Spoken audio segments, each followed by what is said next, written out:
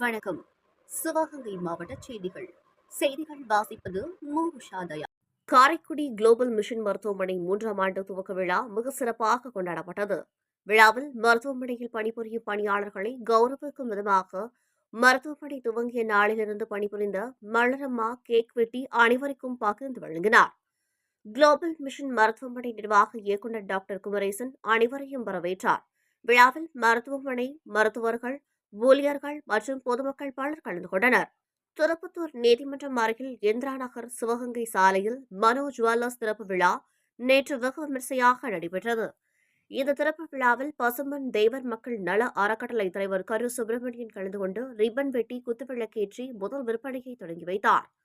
தொழிலதிபர் கண்ணன், முத்துலட்சுமி மற்றும் ராகவன் ஆகியோர் நிகழ்ச்சிக்கு வருகை தந்த அனைவரையும் வரவேற்றனர்.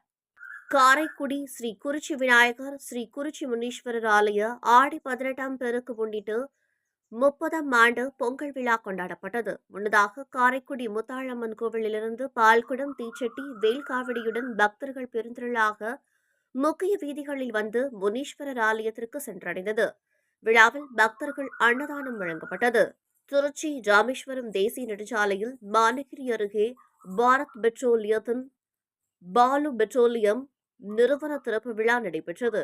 நிறுவனத்தின் நிர்வாக இயக்குநர் பாலசுப்ரமணியன், புகழரசி ஆகியோர் நிறுவனத்தை திறந்து வைத்தனர்.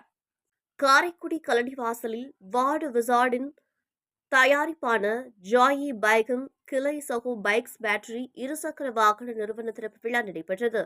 சன்லயன்ஸ் கிளப் காரைக்குடி தலைவருமாகிய லயன் துரை காளிமுத்தன் மற்றும் தமிழக வெற்றிக் கழகத்தின் சிவகங்கை கிழக்கு மாவட்ட செயலாளரும் பிரபு டெண்டல் மருத்துவமனையின் இயக்குநருமாகிய மருத்துவர் பிரபு ஆகியோர் திறந்து வைத்தனர். காரைக்குடி கணேசபுரம் அருள்மிகு தேவி ஸ்ரீ கணேசபுரம் மாரியம்மன் திருக்கோவில் ஆடி மாத திருவிழாவை முன்னிட்டு ஆடி 18ஆம் பெருக்கு அன்று 108 சுமங்கலி பூஜை வெகு சிறப்பாக நடைபெற்றது. காலை கணபதி ஹோமம் மற்றும் லட்சுமி ஹோமத்துடன் துவங்கிய பூஜையில் பெண்கள் பெருமளவில் கலந்து கொண்டு விழாவினை சிறப்பித்தனர்.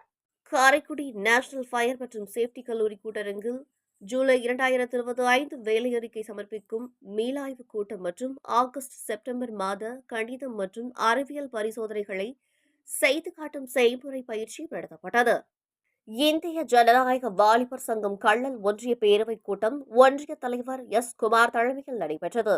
மாவட்ட தலைவர் கௌதம், ஒன்றிய செயலாளர் சேவக பெருமாள், முன்னாள் ஒன்றிய தலைவர் ஆறுமுகம், முன்னாள் ஒன்றிய செயலாளர் PL சக்திவேல் ஆகியோர் கலந்து கொண்டனர். கூட்டத்தில் பல்வேறு கோரிக்கைகள், தீர்மானங்கள் நிறைவேற்றப்பட்டன. தொகுப்புகளை காலை 8 மணி செய்திகளில் அறிந்து கொள்ள தொடர்ந்து இணைப்பில் இணைந்திருங்கள். டைம்ஸ் ஆஃப் திருப்பத்தூர் சேனலை சப்ஸ்கிரைப் மற்றும் ஃபாலோ செய்து கொள்ளவும்.